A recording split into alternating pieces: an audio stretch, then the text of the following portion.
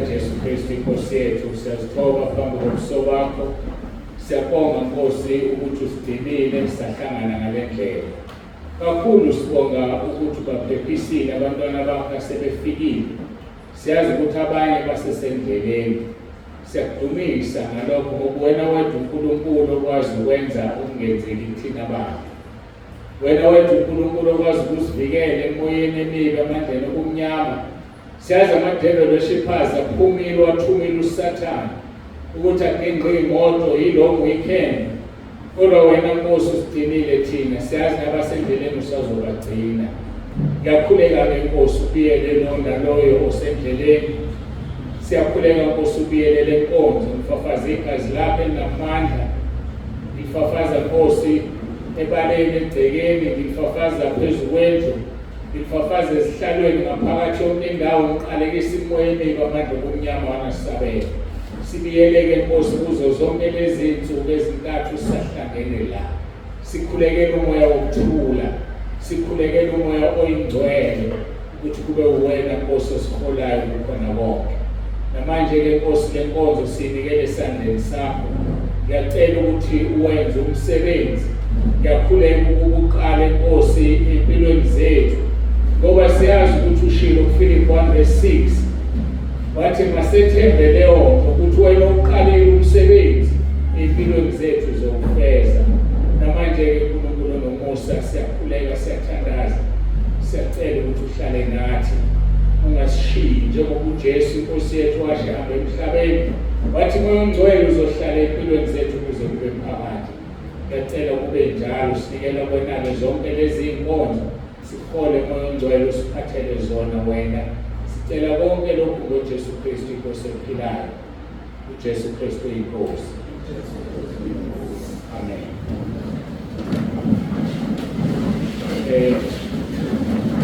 Mangithobeke ngibingelele abantu abasha, bakhona-ke nabadala, enkulu ukuthi bahamba nabasha, baphelezela abasha. Siyambonga kakhulu uNkulunkulu. Yacaca ukuthi anginayo MC, angazi ukuthi kwenzeka kanjani, kodwa kuyacaca ukuthi MC anginayo. Khona abantu abasha la ababa u-MC emabhrentshini abasuka kuwona, kodwa-ke hayi akuselutho, asiyishiye kanjalo, angithi sesiyayiqala nje inkonzo. Mina bekufanele ngokwe-program ngiqale ngo1:30 isikhathi sika-MC lesi ongekho, kusho ukuthi angizele. Ngibona ukhona impela la eduze nawe, awugeba kithi. Ayikulungile kakhulu sikuqaliwe. Iprogram nayo ngiyiphethe, angithi bani ongayiphethe iprogram? Ngikhuluma ngey'ngane ey'ncane, ephethwe ingane encane iprogram. Hayi wena u-Asha ngazi indawo ngenayo program. Iprogram ephethwe ingane encane idukile leyo program. Indawo ungenayo program wena Mangosithola. Hayi ngoba usukile endaweni yakho wayizala. Abantu abagcodomayo abayithola izinto. Ufike yabona makuphawe etafuleni lakho kade uhlezi. Mabefaka amaplate basishiye isihlalo esingenamuntu, angithi ngoba usasukile umuntu waso usahamba exoxa. Mayibuya ubuya sebeyadla etafuleni akanakho yena ukudla ngoba kade engekho kuletha ukudla. Yileyo nto-ke Mangosithola. Kungenayo iprogram, siyabonga ukuthi usunayo. Inkozi ezimbili namhlanje ngikholwa ukuthi-ke sonke sikwenzile okuceliwe ukuthi sizoqala ukudla ntambama, sizoba nje nokululanyana emva kwale nkonzo. Sikholelwa ukuthi abazali benu banikezile umphako, sicele kanjalo noma simangalileke sibone eMaritzburg ifike nini la 10 ekuseni. Isamangalo khona abantu abasheshe kangaka, kodwa-ke siyabonga ukuthi bakhona baphephile. Uma ubuka-ke la program enkonzweni ezolandela, siyaqala 3:15. Ngiyafisa-ke sidinga isikhathi, siyadinga isikhathi. Njengoba nami sengisukumile nje ngilwa nokwenzani nokudinga isikhathi. Siyadinga isikhathi la bantu bami ngiyacela sisitike esikhathini. Ngo3:30 kufanele-ke kube nabantu abawu-20 abazofakaza. Ngiyacela-ke ukuthi enkonzweni ezolandela mhlawumbe sishiyele ehlala lekelele mkhondo ayimanje ukuthi zibe u-20 bahlala abantu abazofakaza ukuze kungabangwa nokuziwa la phambili. Ngenxa yokuthi bawu-20 baningi abazokwazi ukuma la. Umuntu uma esefakaza uzoqala azisho igama lakhe, uma esebingelelile inesibongo nokuthi usukaphi, izinto eziwu-3 igama lesibongo usukaphi. Ngoba ngizobe ngimrekhoda ku-YouTube, abantu kufanele banazi mina enzobe ngifakaza la emhlabeni wonke. Ngicela ungisizeke ungasukumi ngokufuna ukuphuma ku-YouTube. Sukuma ngoba uNkulunkulu ethe sukuma ufakaze. Ngoba ukufakaza kwakho kuzoba yizeleze ngoba wena ufuna ukubukwa rather than ukudlulisa imessage kaNkulunkulu. Siyezwana bona? Yebo. Bawu-20 asizofakazela u-YouTube, sifakazela uJesu. Nizohlala-ke la masebephelele nje bawu-20 asedi asenzi lutho bazosukuma beze la. Nizokhonjiswa la nizoma khona ukuze ikhamera noma-ke ifoni ngcono ngisho njalo ikuthathe ngendlela efanele, ungakhohlwa igama lakho nesibongo. Ngicela oyedwa lapha ko-Asha uma ekhuluma uzozisho igama nesibongo ubhale phansi. Leyo list nizoyifuna ngoba sengi-uploada lama-video kufuneka ngimbhale umuntu igama lakhe nesibongo ngesikhathi evela ku-YouTube. Itheme yenkonzo zethu konke okusezweni akuveli kuNkulunkulu. Konke okusezweni akuveli kuNkulunkulu.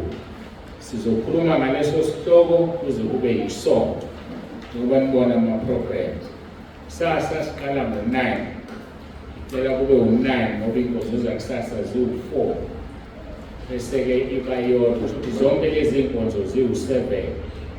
Samkholwa kuNkulunkulu uzoba kanye nathi sibuzwe ubukhona bakhe kulezi nkonzo. Siyacela-ke ukuthi abangenalo ulwazi amathoyilethi angapha, ababesilisa ngasesangweni, abesifazane ngapha. Samkholwa uNkulunkulu uzosisiza sizawa-eda ngapha emva kwendlu abe maningi amathoyilethi amashawa. Bese siyacela niziphathe kahle egcekeni, nanye bathi sebaleni singagcolisi, iphepha likaswidi lingabibikho. Uma ulibona ngiyacela uxoshe noma ngabe uyiswa nguwena, ngoba okubonayo udlule eduze kwalo ucabanga ukuthi uwena. Niyayibona leyo nto? Uthobeke ngixoshe uzokho uzowuthola ezulwini, umqomo yezili ikhona ngapho ekuliphose khona. Le nto ifana nokuthi nezindlu zangasese sizigcine zi-clean, une-brush elikhona uma kwenzeka ukhishwa isisu, uma usuqedile waflasha ubuke ukuthi kuflashekile yini, uma kungaflashekile u-clean. Ngoba ongenayo phambana nawe ukubuka ukunuka and inuka lingene ezulwini. Nansi-ke inkinga, awumbonanga ondolisile sekungena wena uzoklina. Ngoba uma ngihlangana nawe mina uphuma ngizothi wena kanti bengewena nawufice kunjani. Siyahambisana abantu abasha, sizoyigcina zingiklini kanjalo nje zini. Isono sakhe-ke lo oshiye ngaklinile ngoba uNkulunkulu uyabona. Hhayi uyababona bonke labo bantu uNkulunkulu. So inkinga lizoba lapho wena klina umvuzo wakho ekhaya ezulwini. Sibonge kakhulu-ke nonke nikhona nifikile. Nginethemba lokuthi basekhona abanye basendleleni khona abasuka kude kakhulu la, khona abasuka eCape Town, lokhu besuke ngoLwesithathu bafika izolo ebusuku, bathi basuke ngabo-9 ngoLwesithathu bafike izolo ngabo-12 ukuthi eCape Town akhona eduze. Kodwa-ke siyambonga uNkulunkulu bagcinile bafika, nabanye-ke abasuka kude-ke ngicela ukuthi-ke angazi muphi ko-Asha ozosithathela i-list yabantu ukuthi ubani usukaphi, ubani usukaphi. Nathi uzoyenza kahle le nto uSibheke, niyamazi uSibheke, sukuma bakhona uSibheke nangiya ngibhalise kuye ukuthi ngisuke endaweni ethile, bese ugada-ke uSibheke wayiduplicate indawo seshilo umunga before ubhala indawo ubuke ngeke ukuthi ayibhalisiwe ukuze ungaziphindi kaningi. Ngiyabonga. Ubani ozobhala amagama abantu abazofakaza? Ake sinikeze uthisha lomsebenzi, hlezi kahle phambili uzobabona bonke, mtholeleni iphepha nepeni ozonilandela uma simkhonto ukubhalela amagama abo. Ngicabanga ukuthi-ke asikho isidingo sokuthi go through i-program ilula iqondile. Lani isikhathi manje sekuwaphasi kufanele ngiqale ngayo inkonzo. Ngishilo-ke ngathi itini yethu ithi konke okusezweni akuveli kuNkulunkulu. Sengithandazileke nganibingelela nonke, ngicela sivule izwi lenkosi siye encwadini yokuqala kaJohane, 1 John chapter 2. 1 John chapter 2. So funda le ncwadi kuze kube yisonto, yona umgogodla weenkonzo zethu. Naze naba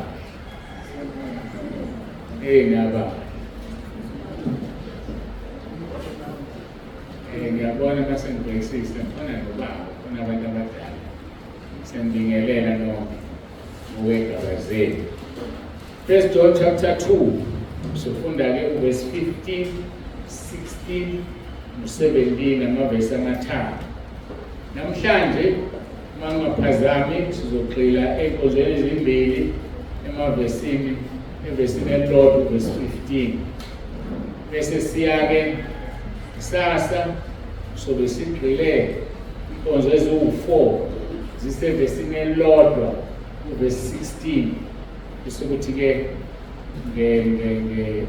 ngesonto sibheke verse 17. Ake sifunde-ke siqale inkonzo yethu. Isihloko sithi isexwayiso sokungathandi izwe. Isexwayiso sokungathandi izwe. Itheme yethu ithi konke okusezweni akuveli kuNkulunkulu. Verse 15.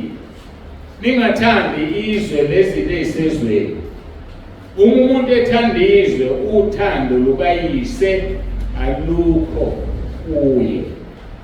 Verse number 16. Ngokuba konke okusezweni, inkanuko yenyama nenkanuko yamehlo nokuzigabisa ngalokhu ukuphila akuveli kuyise kodwa kuvela ezweni.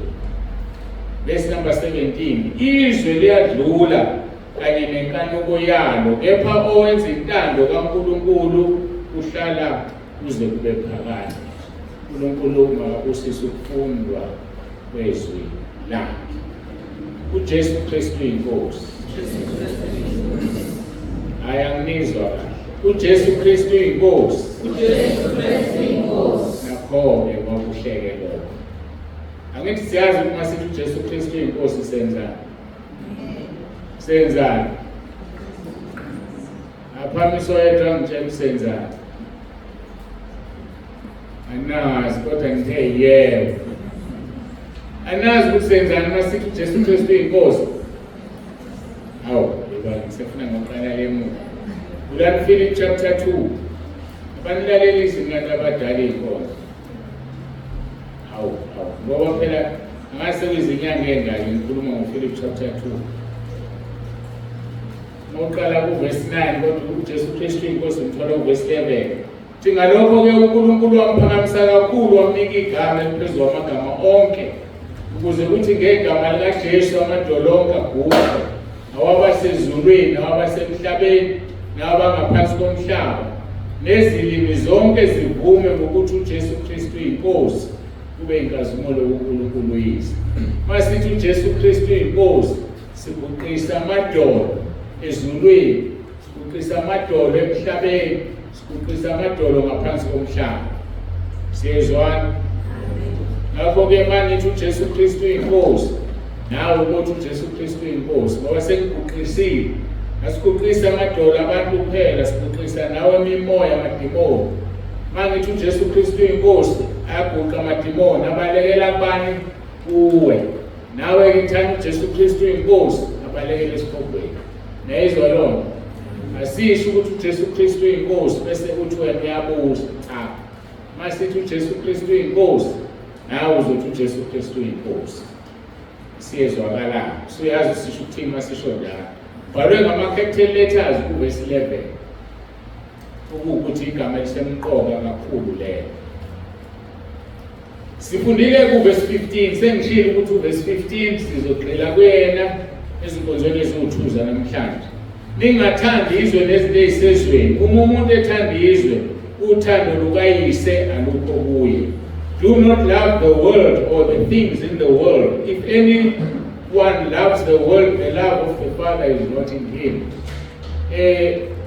Awukwazi ukuthanda izwe uphinde uthande uNkulunkulu uBaba. Kodwa-ke kufuneka ngichazeke phakathi kukaBaba uNkulunkulu noNkulunkulu Baba.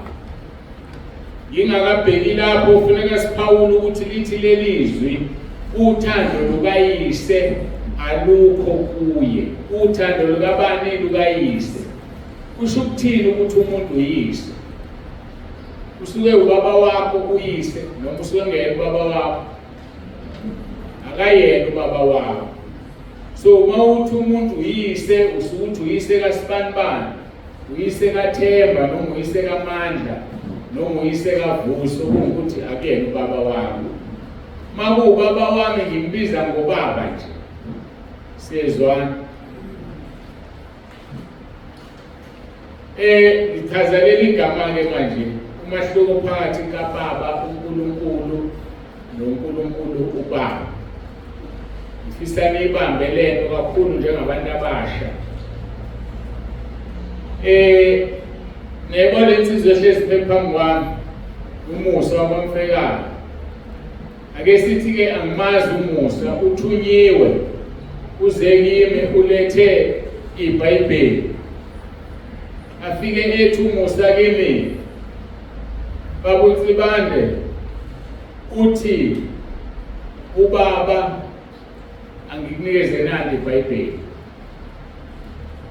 Leso statement sisho ukuthi uthunyiwe ubaba kabani? Baba kabani? Baba wakhe. Ngoba ufike wathini uthi uBaba ngikunikeze nani iBhayibheli.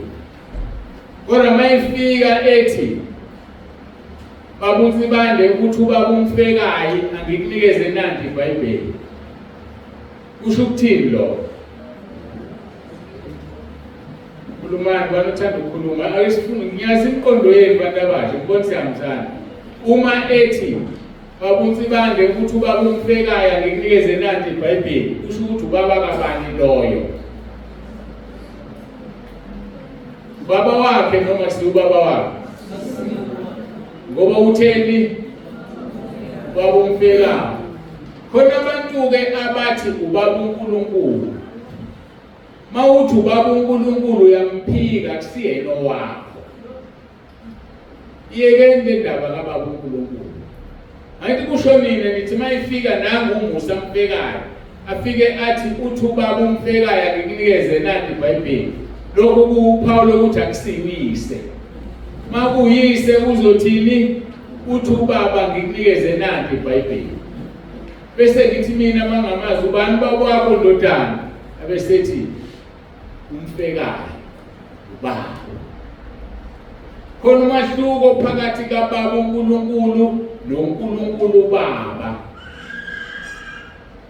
Mawuthi ubaba uNkulunkulu uyamphika.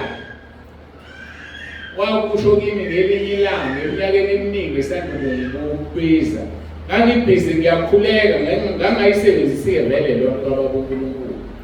Vele kwafika izwi lathi uyazi ukuthi bonke labantu abathi ngiwubaba uNkulunkulu bayangiphika.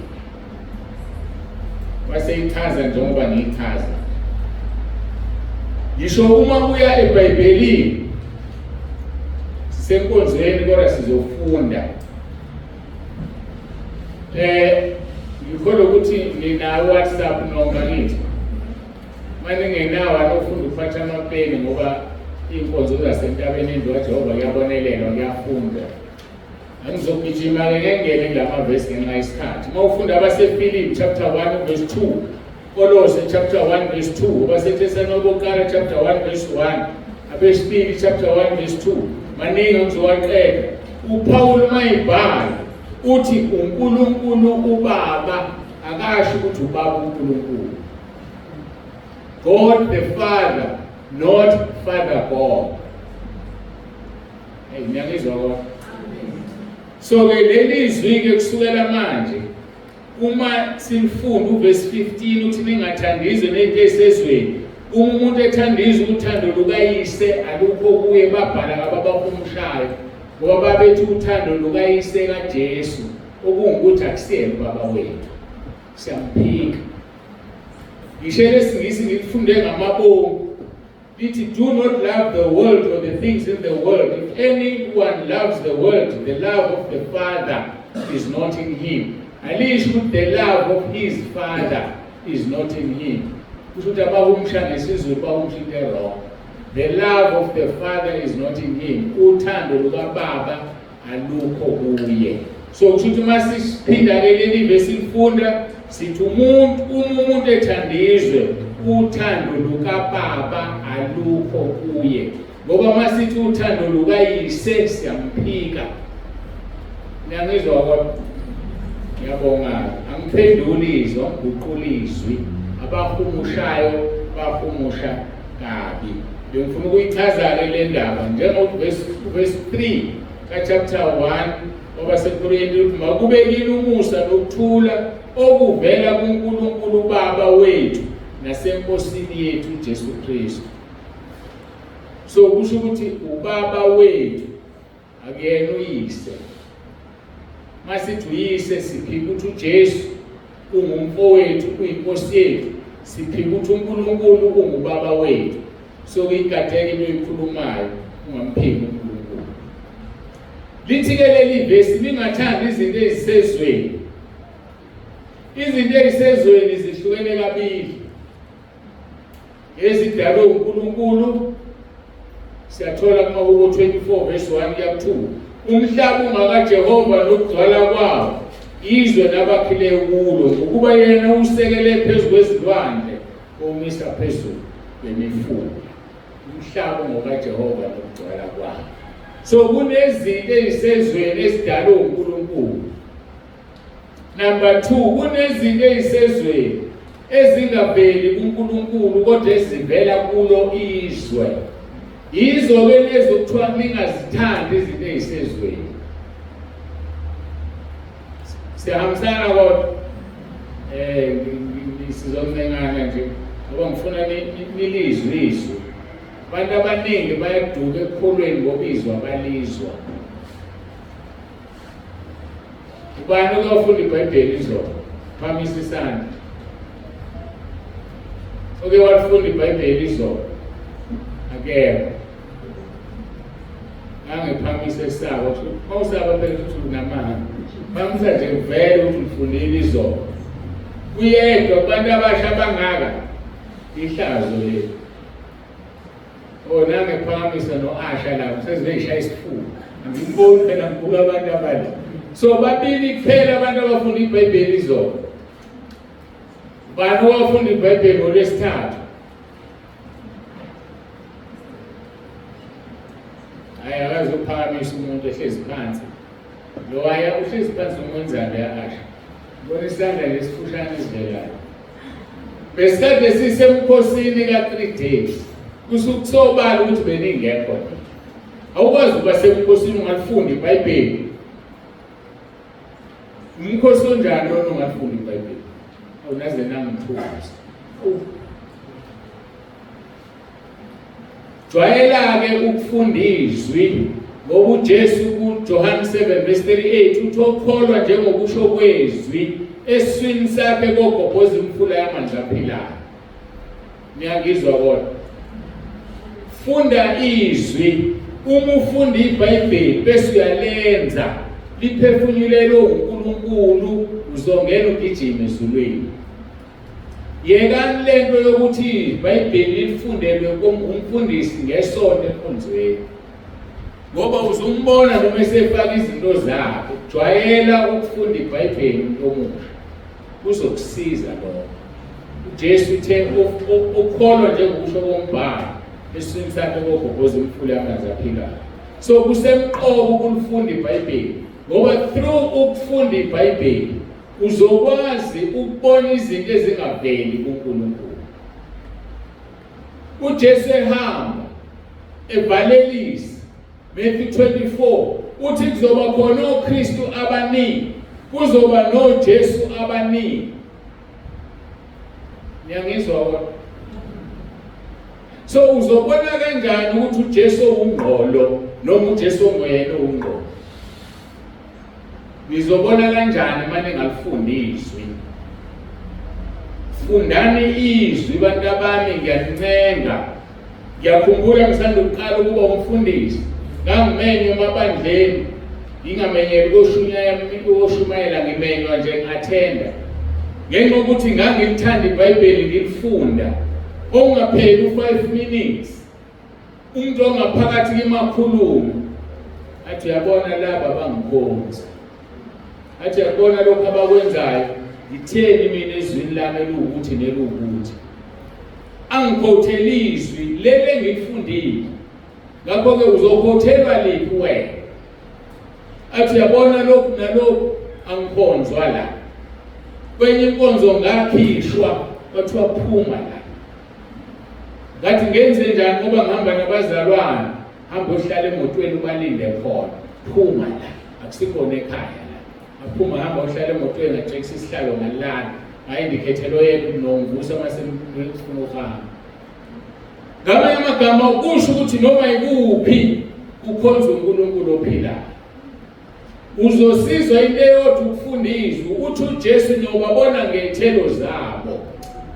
So uzosazi kanjani isithelo somuntu uma ungalifunda iBhayibheli?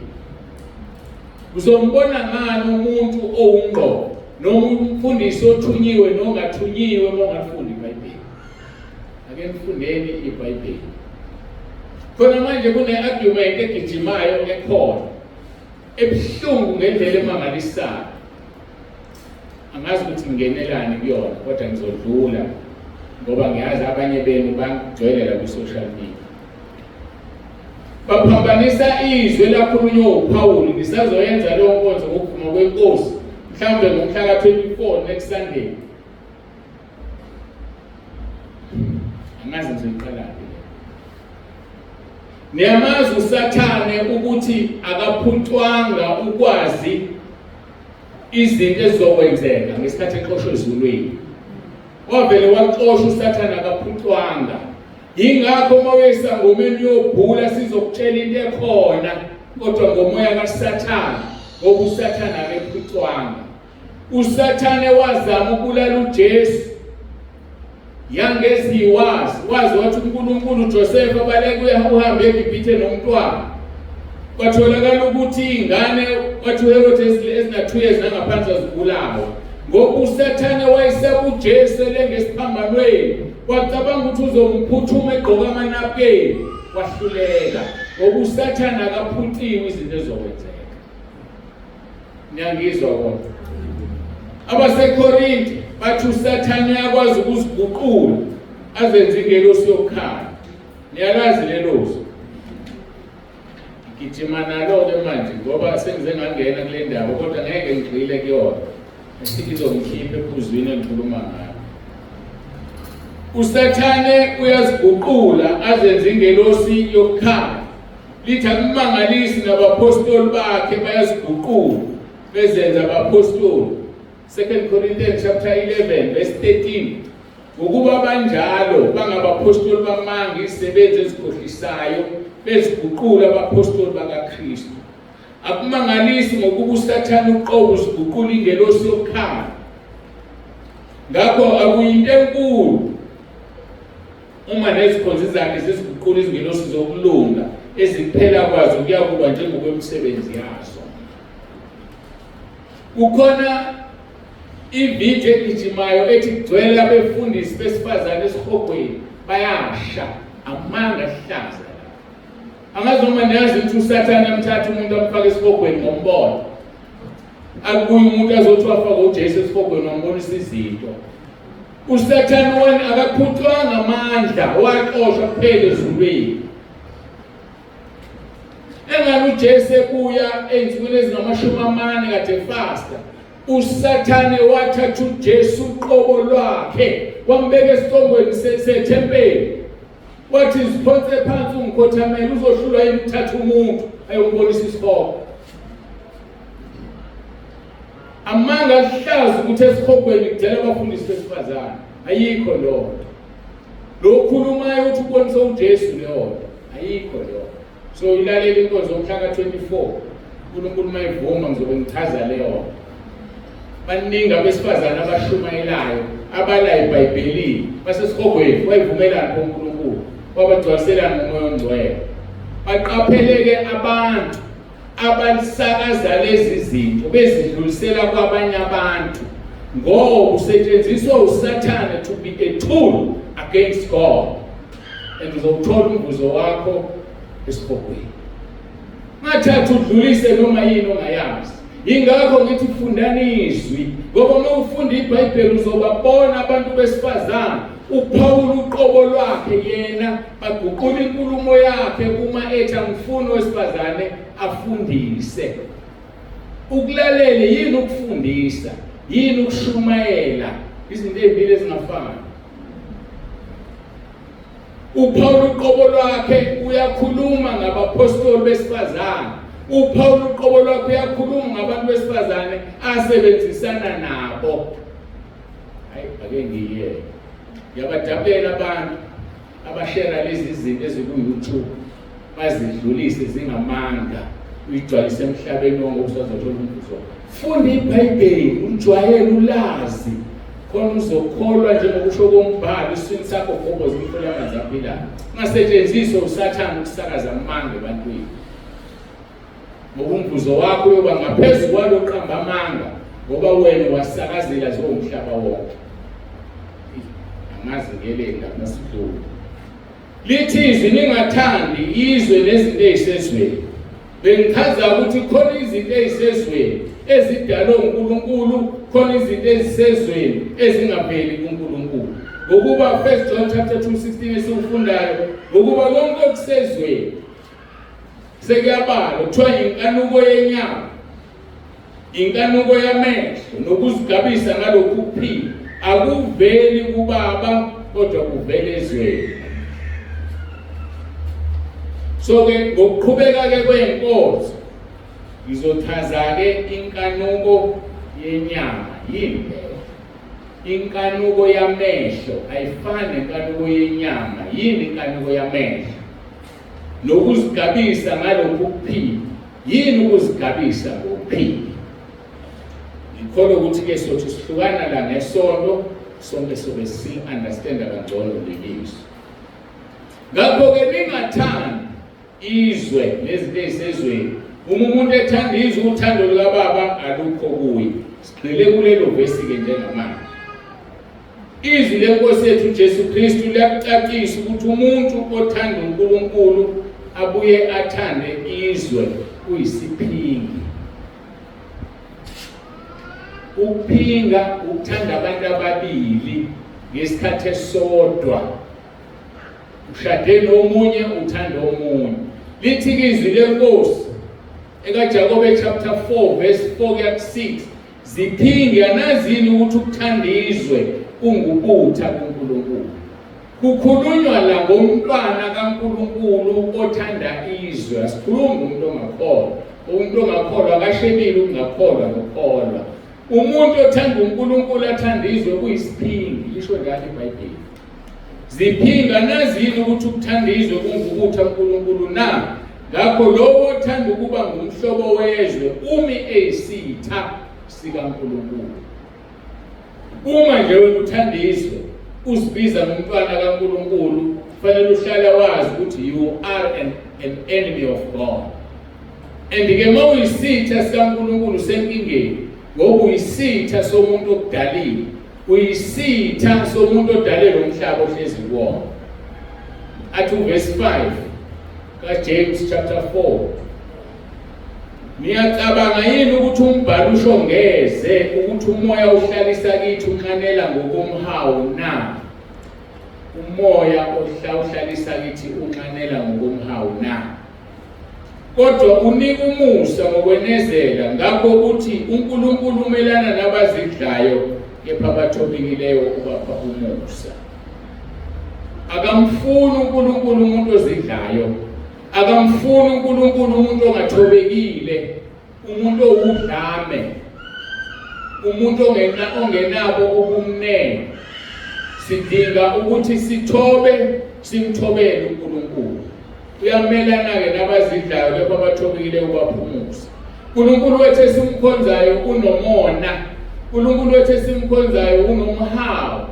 Elinye lamagama akhe lelo uma uya lapha eTestamenteni Elidala, ngicabanga ukuthi uDeuteronomy noma uExodus, angisakhumbuli, lithi igama likaNkulunkulu wethu kungumhawu, because he is a jealous God.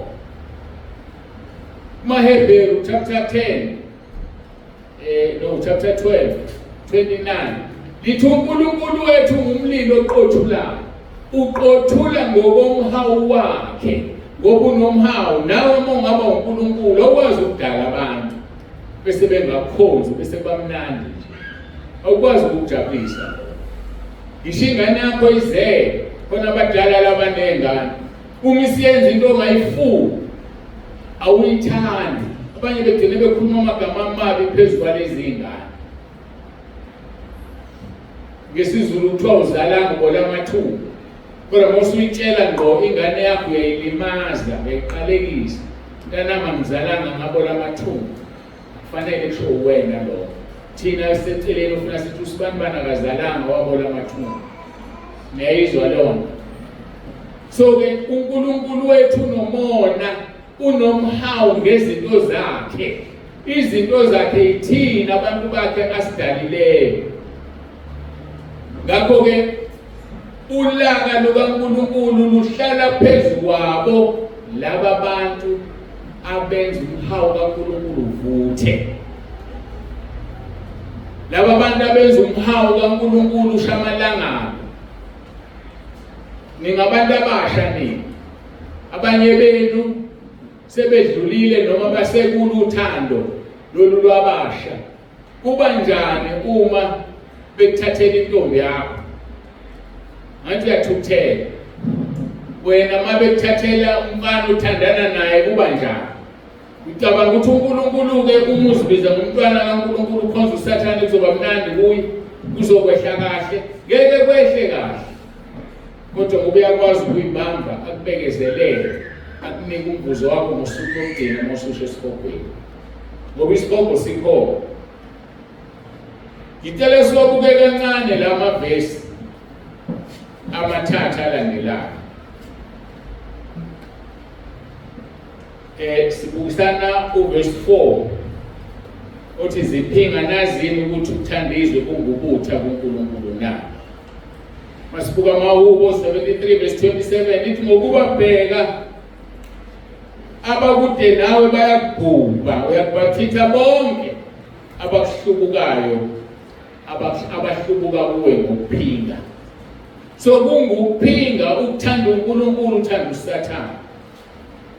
Athi uJesu kuMatthew 6:24, akekho ongakhonza amakhosi amabili. Uyakuyithanda enye ayizonde. Akekho umuntu ongathanda amakhosi amabili. So uNkulunkulu akakufuni lo. Akakho ongakhonza amakhosi amabili, ukubuya kuzonda enye athande enye noma bambelele kwenye adelele enye ningekhonze uNkulunkulu noMamona. Matthew chapter 6 verse 24.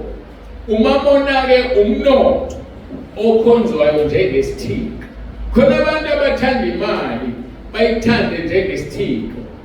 uNkulunkulu akakuthandi lokho.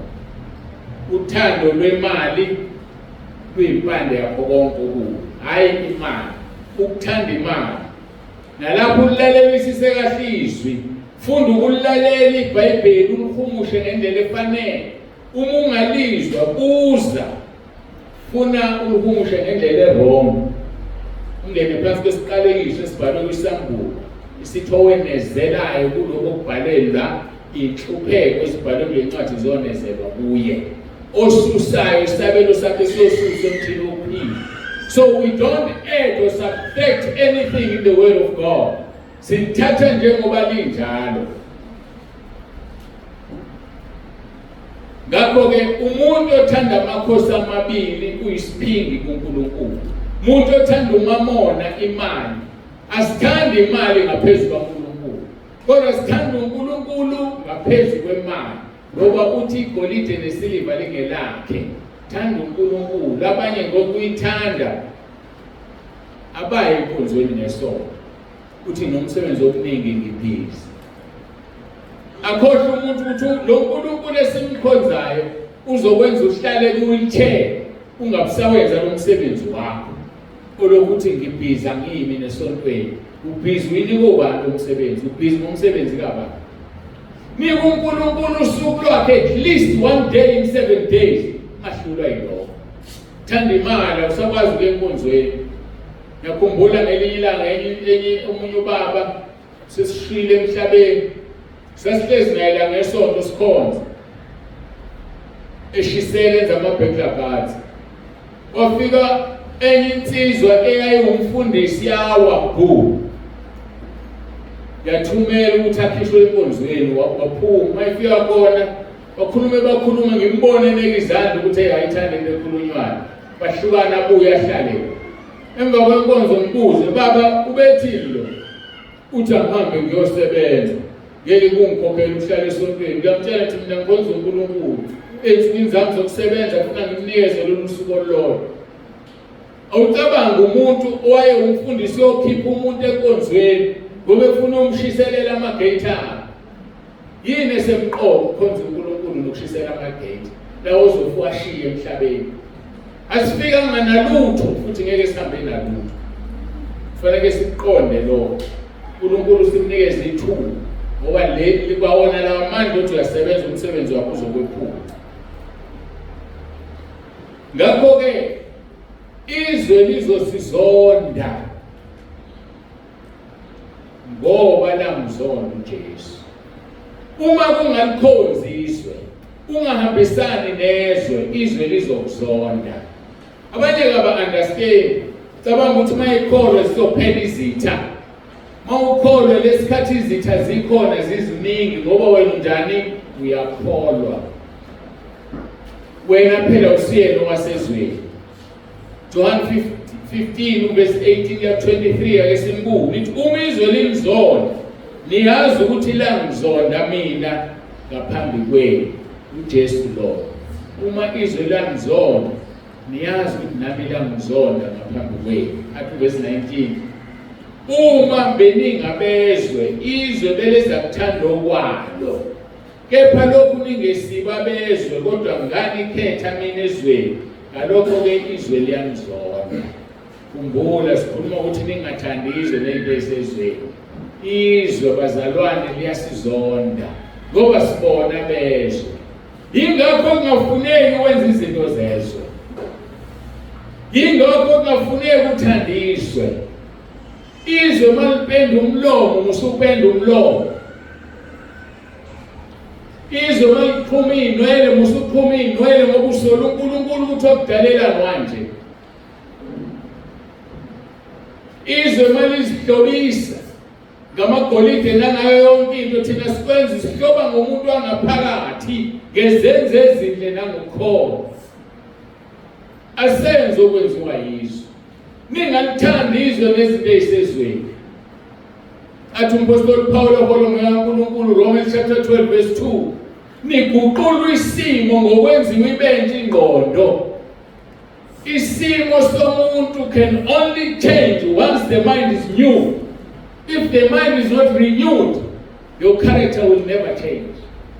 So kumangalisa abantu behluleka ukushintsha isimo sabo, ngeke usishintshe, funa kushintsha ingqondo upstairs, kushintsha indlela ocabanga ngayo, kushintsha i-attitude yakho, then uzokwazi ukushintsha. Ngeke ukuthi ungaphuzi utshwala, uhambe udiyazele njengomuntu ophuza utshwala, ngoba uphuzile utshwala, ingqondo yakho ayikho kulowo. So umuntu uyilento ayidlayo, you are what you eat. Khona lento okwejwayele ukuthiwa eSouth Africa kunabantu abakhulu kakhulu kuthiwa ne-obesity, abanemizimba emikhulu ngoba badla noma yini, kuyadliwa nje. So ke kahle kahle lalela leli gama, umuntu uyilento ayidlayo. Uma umuntu ozondla ngezwi uphilizwi, ma uzondla ngendaba zikaSathane uphilizwe, ngeke uphile ngendaba kaNkulunkulu odliwa yizwe. Ingakho uMahubo oqala uvesi 1 lithi ubusise umuntu ongahambi ngeluleko zababi. Awuzuhamba ngeluleko zababi kodwa ulindele ube umntwana kaNkulunkulu. Awuzuhlala endleleni yabaqolodana, ungene emagroupini la kugxekwa khona uNkulunkulu, ungene emagroupini la kukhulunywa khona ubungcono and expect to be the child of God. Never kusoze kwenzeke. Ngeke ube umntwana kaNkulunkulu. Yoba umntwana kaNkulunkulu umuphila ngezwi. Athi umpostoli Petro, Nkosi singayaphi, uJohn chapter 6:68. Nkosi singayaphi masuka kuwena, ngoba wonke amazwi okuphila kuwe. Uphila ngoba uphila ngezwi. And uJesu washo njalo kuSathane ephuma ku-40 days kuMatthew chapter 3, uthi uSathane ulambile manje, guqula lawo matshe ngoba indodana kaNkulunkulu wenza abe yisinkwa. Is there anything wrong ukuguqula amatshe wenza abe yisinkwa? No. What is wrong ukuthi ubani okutshela lo instruction? uSathane angakutshela thambe kwenza umkhuleko kuloya muzi, uhambe uyenze umkhuleko. Ngokutshela uSathane it is wrong. Yosho sibogwena usholo ukuthi ushele ukuthi uthatha instructions zikaSathane. Uthi uJesu kulotshiwe ukuthi umuntu akayophila ngesifo sodwa, kodwa ngamazwi avela kuNkulunkulu. Ubani wena ukunikeza instructions? Ulalela bani? Ubani okwenzisa izinto? Yikho uMahubo oqala verse 1 lithi usise umuntu ongahambi ngeluleko zabantu.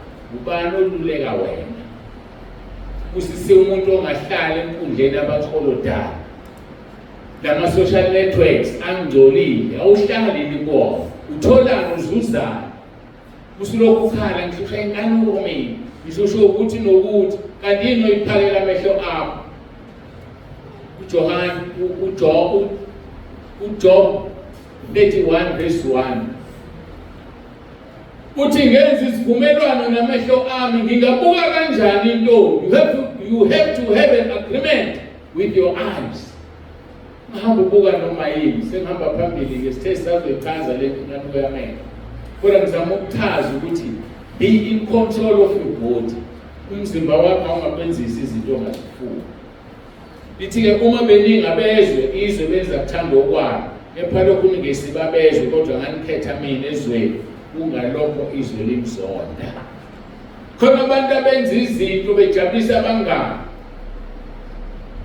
uzungene ekuhlebeni ngoba usaba ukutshela umngane wakho ukuthi ukuhleba kuyisono. Usumhlebisa sibantu bakho, awuyeke ukhuluma amagama abantu, sulokhu hihihi la eduze. Uyabona yakutshela umonzo lapha uyahleba, ngizosho lutho, ngizothula nelokhu ngihleba. Mtshela ukuthi uyahleba ngoba nimunye nesihobweni oyi2. Mawuneshwa nje ukuthi mayisuka la ayekuloya muntu athi uthe eshinto eshiwo uyena.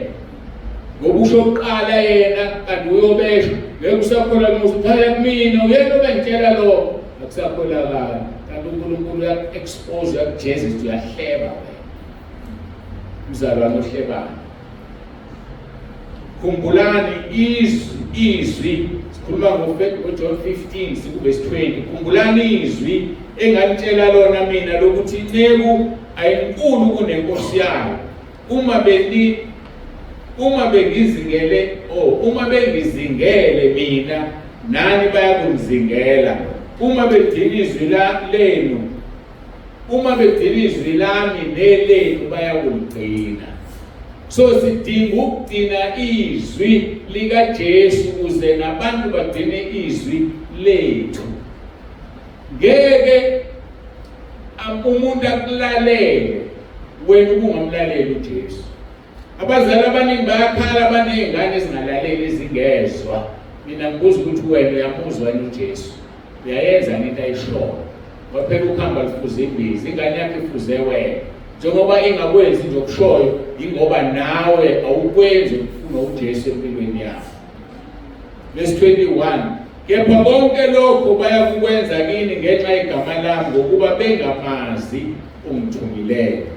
Uma bengingafikile ngakhuluma kubo ngabe abanasono, kepha kaloku abanazaba ngesono.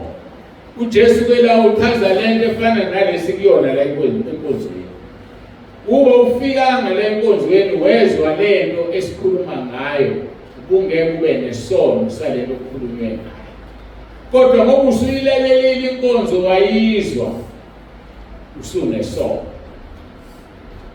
Lapha kuJohn chapter 12 verse 48 uthi uJesu, ngeke ngisanehlulele izwi engilikhulume kini lona elizonahlulela. Iy'nkonzo esihambe kuzo bantu abasha, nalezi iy'nkonzo esizi-athendayo nesiyozi-athenda ngokuzayo, noma ngabe kushumayela bani, zolethwa ngosuku lokwahlulelwa ukuthi uJesu izwi engilikhulume kini ilona elizonahlulela. Bangimangalisa-ke abalele okuzohlulelwa ngento ozokolele ungayizwanga. Iyadlala ifilimu, kuyarekhodwa njengamanje ezulwini. Ngosuku lokwahlulelwa kuzofike kuthiwe kwashunyelwa kwathiwa ukuthi angizwanga Nkosi, bese uyavezwa ishunyelo loNkulunkulu lelo ukuphazela. Usukhonza esibokweni. Uthi kuJesu, ozonda mina uzonda noBaba. Umuntu ongalenzi izwi leNkosi uJesu ukhombisa ukuthi uyamzonda. John 17 verse 14, umkhulekweni kaJesu uthi inzondo yezwe, uthi mina ngibanikile izwi lakho, izwi labazonda ukuba bengesibo abezwe. Uma uphethe izwi lizokuzonda ngoba izwi alinalo izwi. Yiko ngimangala nje mangibuza ukuthi ubani obefunda iBhayibheli izolo akuveli muntu. Mase sikhomba lo leyasuka ukhona usevela. Funda izwi kaNkulunkulu ukuze ukhule kumoya. Makukhona into ongayizwa ukuze sikuchazele. Hayi ngoba nathi sinolwazi, ngoba lo ngaphakathi kithi uyena okhulumayo. Lo ngaphakathi uyena oshoyo. Ngeke ukholwe mangikutshela ukuthi since last year, before inkonzo zabasha za last year, ngalinikwa lelizwi kwathiwe labasha baka 2023 ngoDisemba. All along bengikwazi lo. Abane memory right, kukhona enye indawo engaya kuyo kwathiwa ngishumele ngoJohn chapter 2 verse 15 kuphela. Ngingadluleli ku-16, ngoku-16 no-17 ubekelwa abantu abasha baka-December 2023, because that is the God I serve. Uyazi, wayazi ngoba uNkulunkulu ukuthi kuyobe kukhona obani abadinga lelo zwi ngaleso sikhathi. Kade ngalazi lelizwi, ngalitshela kwathiwa ila isikhathi esithize, ngoba lo ongiphethe ongikhotrolayo uyena ongitshela izinto. Khumbula ngelinye ilanga enye insizwa ingiphoqa ithi ngiyo-athenda i-workshop yabefundisi. Ithi mina ngikwazi uku-athenda lo workshop yabafundisi, ngibhizi kakhulu. ubhizi ngani baba uNtsibane sikhuluma ngocingo ngiyamtshela kunama-appointments kanje awu ucabanga ukuthi wena uzokuphila ngo-2026 ngithi mina ukuthi ngizobe ngiphila noma ngizobe ngingaphili engikwaziyo ukuthi I'm serving my master ngenza umsebenzi kaJesu uyena owazi ukuthi ngizobe ngiphila noma ngizobe ngingaphili kodwa engikwaziyo futhi uma ngizobe ngingaphili ngizobe ngisekhaya ezulwini so angizodidwa wena nezinto ozikhulumayo nezinto ozenzayo. Izwe lizokuzonda uma uphethe loyo Jesu. Izwe lizokuzonda uma uphila uphethe lo uNkulunkulu. Sikhuluma ukuthi izwe alisizwa. Ngithemba nonke niyalazi ikhaya lethu. Ave bephuma abantu. Esinye sezizathu sokuthi abezwa. Abesethi umuntu amadatha amayaphela. Amnika isizathu samadatha. Athi omunye sinamagroup amaningi. Mosufuna ukwazi ukuthi la amanye kuthiwane wona ujabule ukuthi uyaparticipate akawundi umphefumulo wakhe ubuye xatshanela kube nama-arguments angasile. Kodwa laba ngebona bezwe bajabulela ukuthoba balalele lokhu uNkulunkulu asibekele kona sonke etafuleni ukuthi sikudle. First John chapter 4 verse 5-6 lithi ningabantwana bakaNkulunkulu nina bantwanyana nibahlulile ngokuba lowo kini mkhulu kunayo osezweni. Yabona uma uwena mkhulu kunosezweni you don't bother. Awukhathazwa yilutho awuna ndaba nalutho. Awuna ndaba ngisho nanemali. Awuna ndaba nemoto, awuna ndaba nomuzi. Ngoba uyazi ukuthi yonke lento ayifithi ikhona ngizofa ngishiye. Nendawo yakuyona ekhaya ezulwini. Athi uJesu usibekeleni indlebe ekhaya ezulwini la kubona ikhona inyuma. Kodwa thina sizikhathaza ngezinto ezisemhlabeni. Tshela uNkulunkulu akunikeze into oyifunayo. Into esiyifunayo sicela kuNkulunkulu. Asiceli kubantu. Ngoba ngeke ungisize ucela umuntu ufana nami. Mase nginike into bekhuluma ngami ukubona nje mina engangenza ukuthi kwakho umbona nje abanye babecabanga ukuthi le ndlu le yakhiwe ngoxhaso zange sixhaso kwakhiwa le ndlu akho noyedwa ongaclaim cent out of this church.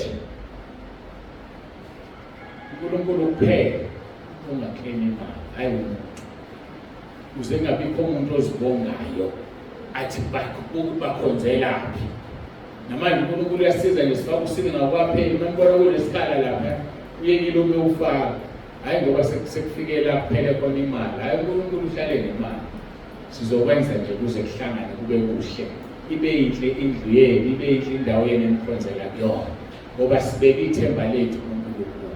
Kodwa obeka amathemba akhe kubantu bayakuphoqa abantu. Obeka amathemba akhe kuma-donations. uNkulunkulu akadonate uNkulunkulu akayisona isithako uNkulunkulu akaphili ngedonation uNkulunkulu. Uthi igolide nesiliva lingelakhe phela into esixakayo ukuthi ayehli imali ezulwini. uNkulunkulu uthi umuntu akunika imali kodwa wena ukhuluma nomuntu ukhuluma noNkulunkulu. Endomunye akunika be-anonymous ngoba uyazi ukuthi umvuzo wakhe mkhulu ezulwini. Akafuni uhambe etuso uhambe bonke. Ningabantwana bakaNkulunkulu nina bantwanyana nibahlulile ngokuba kini mkhulu kunosezweni. Bona bangabezwe ngalokho bakhuluma kwezwe nezwe liyabezwa. Thina singabakaNkulunkulu omaziyo uNkulunkulu uyasiza ongesekwa uNkulunkulu akasiza.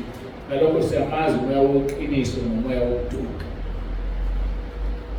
Abantu abaphuma ekhaya lezwi ngoba bezwa ukuthi kuthiwa. Ngeke sibasole ngoba uNkulunkulu ukhulumile ezwini lakhe. Wathi ukholwa kusikholwa kwabantu bonke. Khona abantu abadalela ukuphila okuphakade. Khona abantu abadalela isihogo. Bathi into enhle ngabantu abadalela isihogo if they repent with broken hearts uNkulunkulu uyaphendula. Waphendule Ninive eseqedile ngalo wathi in 40 days ngiyalibhubhisa. yathi inkosi yakhona sizileni ukudla, ishingane encela inganceliswa, nesilwane sincisha ukudla. Sibona ukuthi uNkulunkulu ngeke ashintshe lesinqumo sakhe, and God changed. Athi uJesu masefika emhlabeni, amadoda aseNiniva yoma ngosuku lokwahlulela, ahlulele lesizulwane esifuna ibonakaliso. Izulwane esifana noZakhariya uyise kaJohane uMbhapatisi, yathi ingilosi mayimtshela ukuthi unkosikazi wakhe uzokhulelwa, lethi ikhehla sesikhulile thina sibadala, nginika isibonakaliso, ngizobona ngani ukuthi umntwana uzokhulelwa. Yathi ingilosi, you are the sign, uzohluleka ukukhuluma kusukela manje kuze kuzalwe ingane. Hlala ufuna ukubona ibonakaliso, uNkulunkulu usebenza wena besibonakaliso. Ungazi uyothanda ayithandanga le ndoda, kodwa ukuzokwenza ukuthi ayaphuma ethempelini isifuna impeli nephepha, singasakwazi ukukhuluma ngoba ifunani isibonakaliso. Lokho akusho ukuthi thatha noma yini ukuthi ikhulunywe uJesu. Fundiswe into okufanele uyithathe yizwi, izwi lizokuhlukanisela lento ekhulunywayo ukuthi iphuma kuJesu noma iphuma kuJesu. Ngokushilo uJesu waqoba noJesu abaningi. Sengimtshelile uSathane amfaka umuntu esihogweni, ambonisa isihogo esha, kanti ufuna ukuphikisa izwi. Ithatheke wena leyo nto ngokwazi ukuthi uJesu yedwa ufaka umuntu esihogweni. Sathane usongamfakanga ngqo, umenzela umbono. Amaphupho amanye avela kuSathane, amanye aphuma kuJesu. Nemibono ngokunjalo. Akusho ukuthi ngoba ubona umbono sefuna ukuqhoshe nginombono mina, uNkulunkulu ungikhombisa ukuthi sizowuhlola thina bakamoya bese sikutshela. Umethi uNkulunkulu sikutshela, mayingasho ukuthi sizokuyeka nje. Sikuyeke nje. Umbono wakho. Sonke lesi sikhathi bengicacisa indaba yezinto zezwe, ungalithandiswe okuyisitha kuNkulunkulu. Ngalokho-ke phuma phakathi kwabo bezwe ukuba kufanele uboshelwe ejokeni elilodwa nabo. Makuthiwa-ke phuma phakathi kwabo asisho ukuphuma ezweni, awunayo indawo yokuphila, kodwa musuboshelwe ejokeni elilodwa nomuntu ongakhona. Wes khamba intombazane ekholwayo esindisiwe, ngoba isizwe imfana ngaphandle kufuna ukuyishada.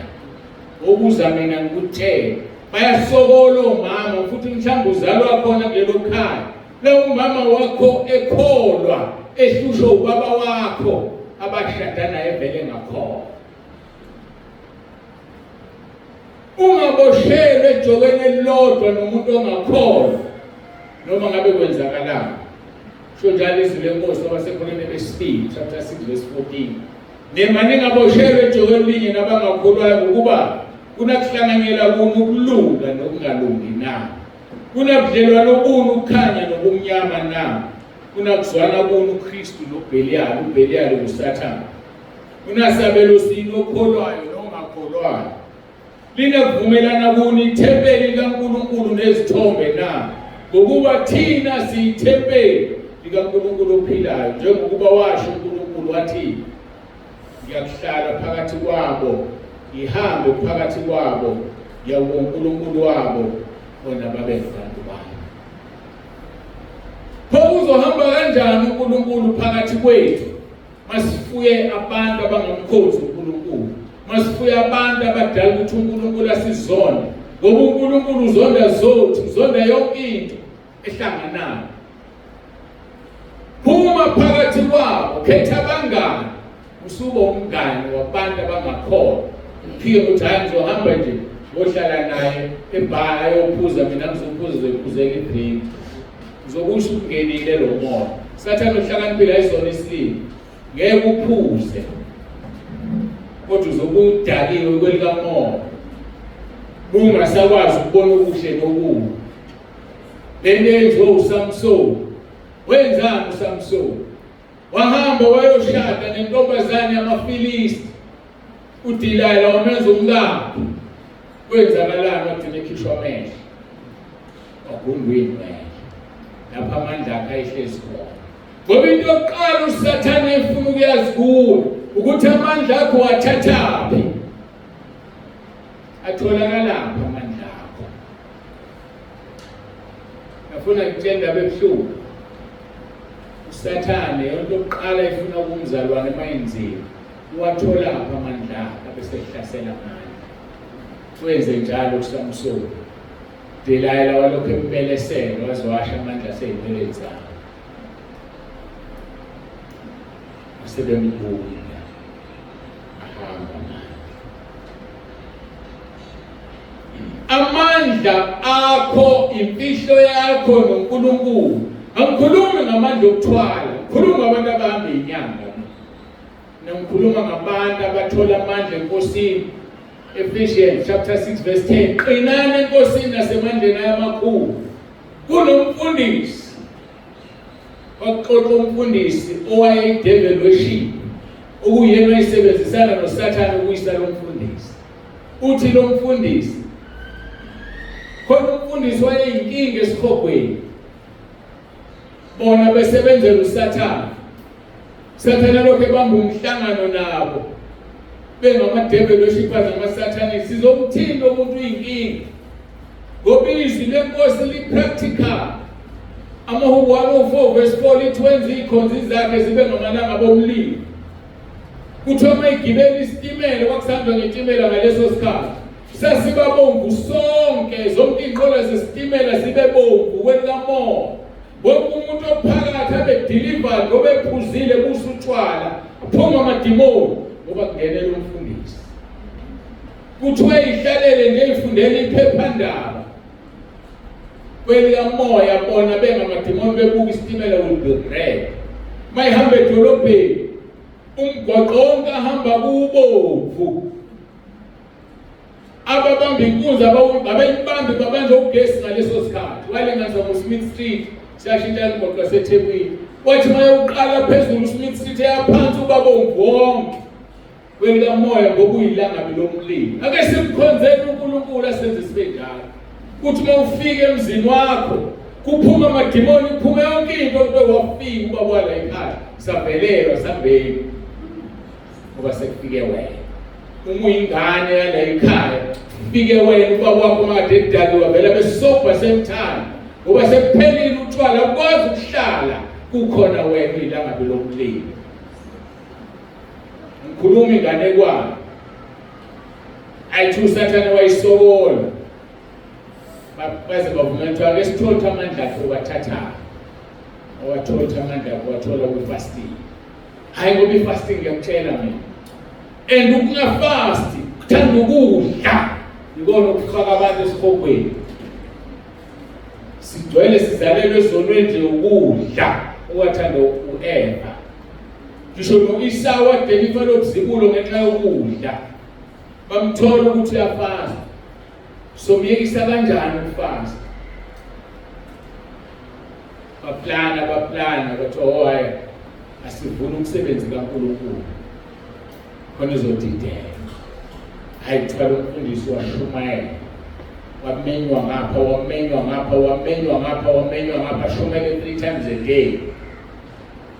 Akabona ukuthi uSathane ngoba kufuneka kube kumoya uhlolisisa izinto. uSathane uzothanda ukwenza umkhuleko kuloya muzi, kanti kuloya muzi umuzi wesangoma, uzophuma sesikushayela isangoma.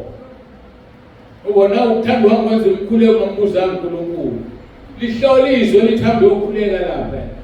Kade ngimtshela ukuthi bona bazosukuma labo befuna ukuphuma ku-YouTube, kanti uSathane uzokushaya, uzobuyela emuva ekhaya uwestern weNK ngoba ulaleli. Ayabhizi indoda. uSathane wathi number 2, asivule imali. Yavulwe imali banikela abantu. Ayithela abantu la imenywa khona ukuya nama-1000. La imenywa khona ukuya nama-1000. Wenzani? Ngathi uhamba ngenyawo yahlupheka, athenga imoto. Masethenga imoto, wathi uSathane zambamba. Ngoba usehamba kalula kuma-appointments akhe. uSathane asiuvala umpompi wemali. Yavala. Yaphela. Fika month end funeka ikhokhele imoto imali ayikho. Waqala wacomplaina wasola uNkulunkulu. Ayikho into ayizonda uNkulunkulu njengokukhonona. Siyahluphaka ethini. Senza izinto singakhulumi noNkulunkulu masisenkingeni usiyamkhumbula.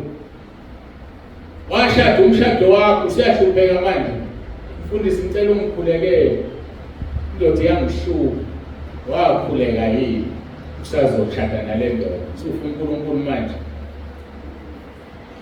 Bayidalo abantu. Mase kunzima sekumqoqela ukudla ngifuna uNkulunkulu. Awunalo umfundisi lona waqala wakhala uNkulunkulu wacomplaina. Kanti ngecomplaina kwakho uyasuka kuNkulunkulu. Ngesikhathi esisuka kuNkulunkulu usomathuba uSathane nama-devil worshippers akalithola ithuba. Aphela ukuba ilanga lomlilo. Uthi-ke lo mfundisi oyixoxayo le ndaba phansi olwandle kunamadolobha, kunedolobha elikhulu elifana naleli. Sekuzwe kaningi-ke lokho. Kunamagaraji naphansi olwandle afana nalawo. Bavele bambhalela incwadi. Wayithenga umuntu akwaToyota. Bambhalela incwadi abakaToyota olwandle. Emblem yakwaToyota yahamba fika faka ebhokisini lakhe faka amadimoni ama-devil worshippers. Wathi bayithi ukhipha iposi nencwadi yakwaToyota basizwe idla imoto. Khona igaraji lake ladla imoto. Igaraji alidla imoto ngoba imoto asiyithenge emagaraji. Uyithenga egaraji ufinancewa yibhenki elidla imoto. Hayi igaraji. Thola incwadi iphuma egaraji lawaToyota. Mongakhokhi ematheni siyayidla imoto. Wacomplaina uNkulunkulu wacomplaina. Sathane akasithethi isikhathi manje wasuka nje. Bamhlasela bambulala wafa. Wafela emanyaleni. Akakudedela uSathane ngazi ukuthi uzophenduka. Wafunda ngoSamson. Wanele umkhipha amehlo uSamson. Wamyeka wayomvalela ejele. Kanti sizohluma inwele. Awuzahluma inwele kaSamson. Sathane afunda isifundo lapho. Lithi izwi lenkosi uthe seyihlumile lokhu bemdansisa babe namadili. Wabiza umfana omncane ngithintise insini. Umthintise umfana ovelwa ibambu uSamson wathi Nkosi mangife kanye nalamaFilisti. Lithi izwi lenkosi wafa namaningi kunalawa abulala esaphela. Njalo uSathane. Ake wakubamba yokuqala ukhipha amehlo. Le nto athi uthi isono uqala ushintsha kusesona isono. Qala ukuthi umfundisi hayi abantu abami. Hayi abantu bahle phela kuze nikwazi ukushada. Umfundisi ngakade uthona singayihlobisi. Hayi abantu bahle kona nizoshada. Sekhishwa amehlo. Athi angakhishwa. Sekuseduze ukuthi afa esihlokweni. Qaphelani-ke abantu abami abantu abasha. Ngalithandi izwe nezinto ezisezweni. Mawuke wayibiza ngegama elithi umntwana kaNkulunkulu never look back. ngokuSathane uzokubamba mase kubambile uzofa lungakafiki usuku lwakho you suicide. Yabazi abantu abafela ngafika usuku bakuphi imfihlakalo leyo bala emkhathini basebenzela uSathane bafa sebefala emkhathini sebophosa isibogweni ngoba bafe usuku lungakafiki. Uyafa umuntu usuku lungakafiki afi imphefumulo sigijime somngcwaba thina sithi ufike ngani lento yokuthwebula ithini abantu batatazela ukuthi umuntu othwethuliwa kabantu kwesikhathi aphume negazi emakhaleni okungukuthi alishubile thwethuliwe lo muntu kodwa sikwazi ukuhlala naye sizomngcwaba kanti ula emkhathini wesebenzela uSathane akasakwazi ukuyela emzimbeni. uJesu umukela usenyameni akwazi ukumukela usemoyeni akwazi ukumukela usemkhathini thina isikhathi ningathandiswa nezinto ezisezweni. Umuntu ethandiswa uthando lukaBaba alukho kuye. Ithimi yethu konke okusezweni akuveli kuNkulunkulu Baba kodwa kuvela ezweni. Sigcine khona la nenkonzo yethu kuya manje sithole break bese siyaqhubeka. Ngicela ukuthi sikhuleke.